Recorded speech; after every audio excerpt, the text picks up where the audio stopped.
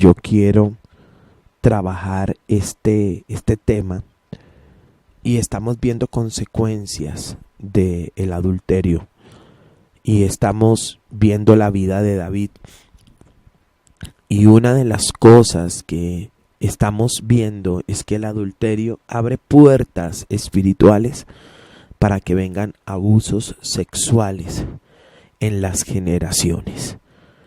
Este es un tema tremendo. Me pareció particular ministrar en una congregación a 100 mujeres y en algún momento poder ministrar sobre el tema del abuso, y tal vez el 70% de las que estaban allí habían sido abusadas. Aún nuestras legislaciones dan a entender a través de las leyes que ellos mismos violan lo que es abuso sexual.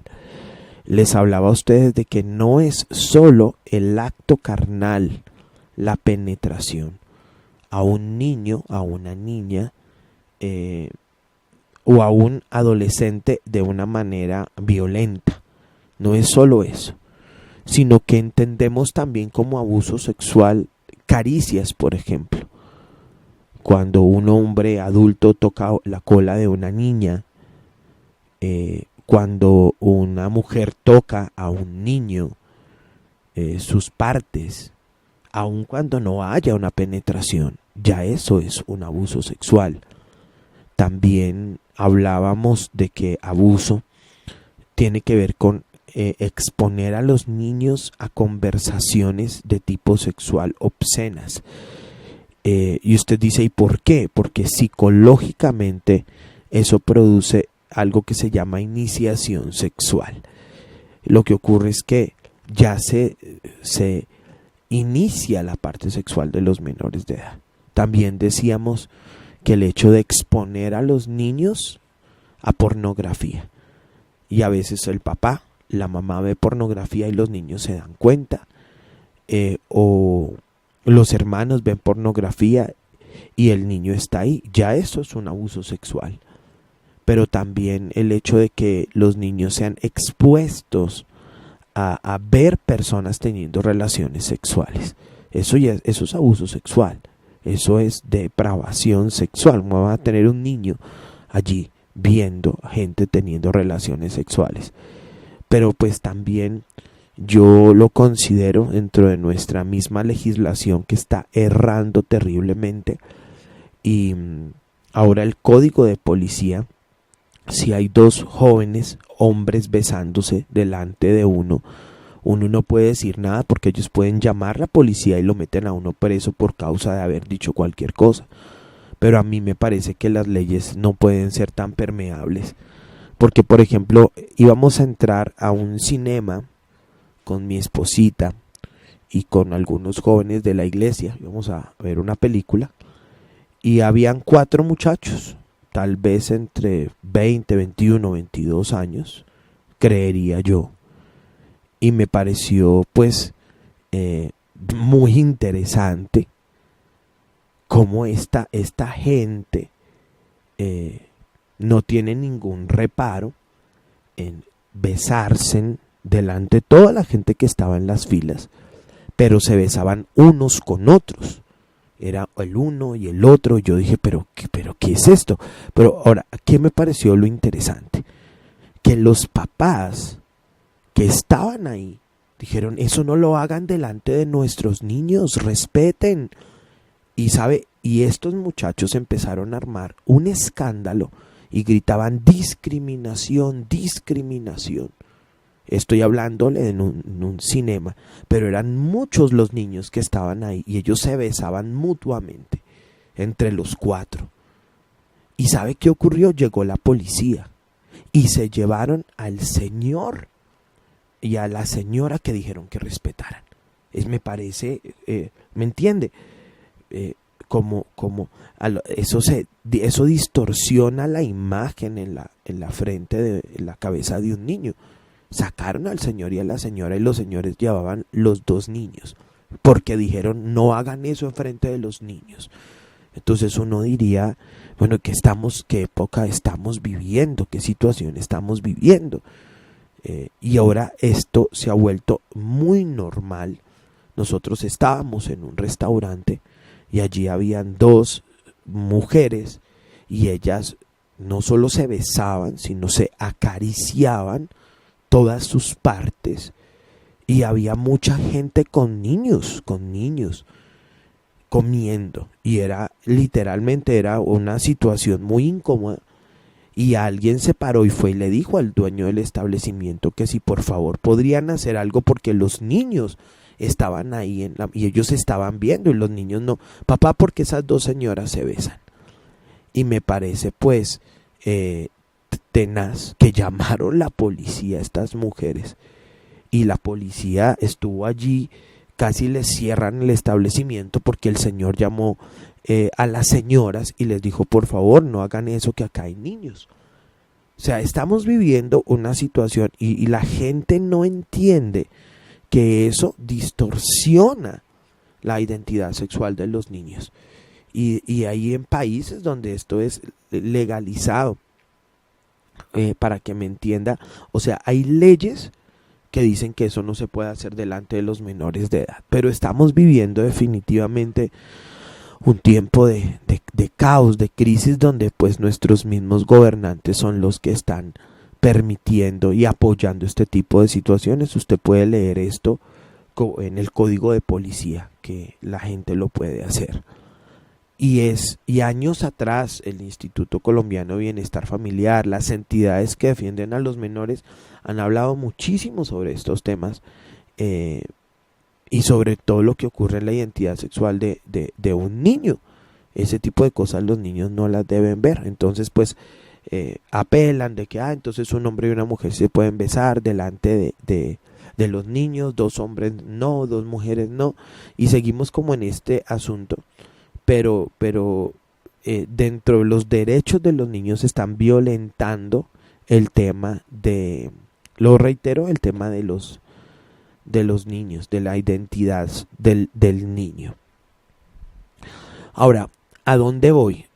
Voy al punto de que el adulterio, esa era la base de nuestra conversación, trae abusos sexuales. Y les explicaba qué es abuso sexual. Pero aquí, en lo que hemos estado hablando, lo que hemos estado estudiando, acá sí tenemos abuso sexual con acceso carnal violento. Porque pues aclaro eso, porque muy, muy de moda que una niña de 16 años, 17 años diga que el novio la abusó y el muchacho dice yo no la abusé, ella quería. Y bueno, son menores de edad, definitivamente. Hay unas niñas de esas edades que son bien peligrosas. Y evidentemente paga el adulto que sabiendo que es una menor de edad, pues pone a hacer lo que no debe. Pero en esta maldición que se suelta por el adulterio de David, se suelta una maldición de accesos carnales violentos, de violaciones a las personas de su familia. Y lo primero que vimos fue ayer la vida de esta persona, del hijo de David, que se llamaba Amnón, y este hombre se enamora de su propia hermana, le tiende una trampa, alguien le hace el cuarto. Vimos que ahí hay un hombre que como que en esa astucia Jonadab dice venga yo les ayudo a organizar todo, se la lleva para la casa, la encierra, estando solo la viola, y después de que la viola, ese hombre dice la Biblia que se había enamorado de ella más que cualquiera, pero después de que la viola, dice la Biblia, la aborreció más que a cualquiera. Y veíamos que como dicen, de verdad, una noche de copas, en una noche, y estuvieron ahí, y la muchacha o el muchacho, porque a veces es a hombres, una mujer de la iglesia se enamora de ellos, los busca, los lleva, cuando se dan cuenta caen y ellos vinculan un sentimiento porque sí se enamoran, pero los otros realmente lo que querían era solamente un momento de pasión sexual.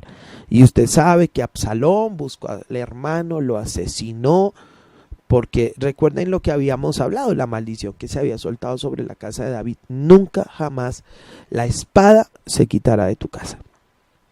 Pero ahora tenemos otro caso, porque no solo Amnón viola a la hermana, sino que recuerden ustedes que por alguna razón Absalón, este hombre Absalón, quiere el trono del papá.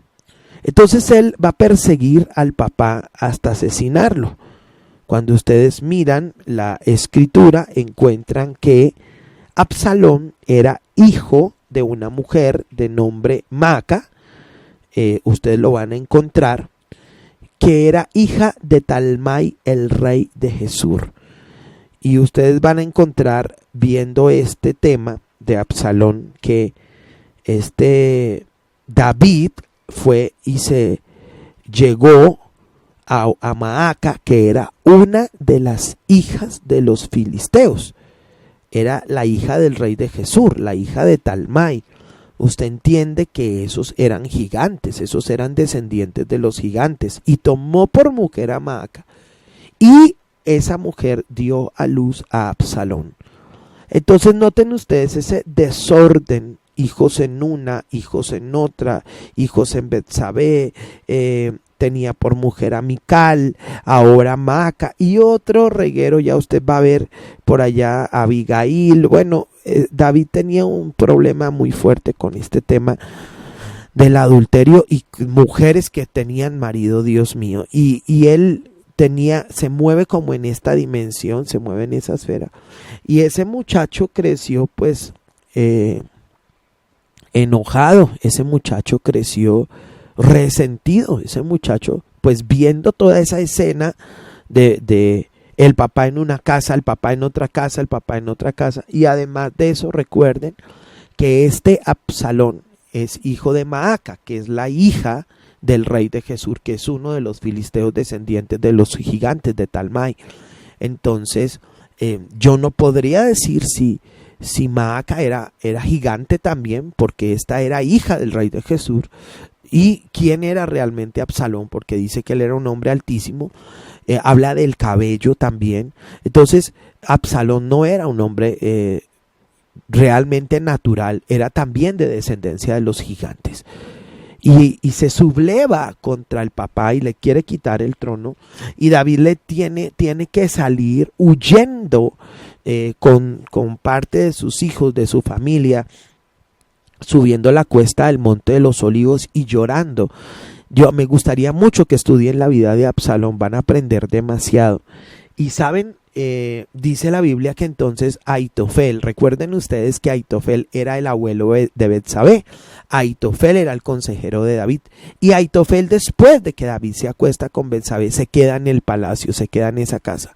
Pero Ahitofel también se quedó resentido, y uno de los principios del resentimiento es que un resentido siempre se va a juntar con otro resentido. Un resentido en la iglesia va a buscar otro resentido, un chismoso va a buscar otro chismoso, porque los espíritus se buscan. Y qué terrible mirar la escritura, que este hombre Absalón le dice a Ahitofel: ¿qué hago para tomar el reino de mi padre? Y dice Ahitofel: pues mira, viola a las mujeres de tu papá, viólalas a todas a la vista de todo Israel, y así, dice, te volverás despreciable ante los ojos, dice la palabra de Dios, de tu padre. Y esto lo va a ver todo Israel. Y este muchachito, ni corto ni perezoso, dice que pone una tienda, pone una carpa en la misma terraza donde el papá espiaba a Betsabé. En la misma terraza donde David vio a Betsabé, la llamó para adulterar. Ahí mismo pone. Y comienza a llamar a todas las concubinas del papá y las comienza a violar a los ojos de todo Israel. ¡Qué tremendo! Y David no puede hacer nada. De hecho, ustedes van a ver que David con sus hijos no hace nada. David era un padre ausente, porque díganme ustedes, ¿cuándo David llamó a Amnón para decirle: Amnón, ¿por qué violaste a tu hermana? ¿Cuándo llamó a Absalón? Después de mucho tiempo una persona tuvo que intervenir para que Absalón volviera después de haber violado a las mujeres del papá.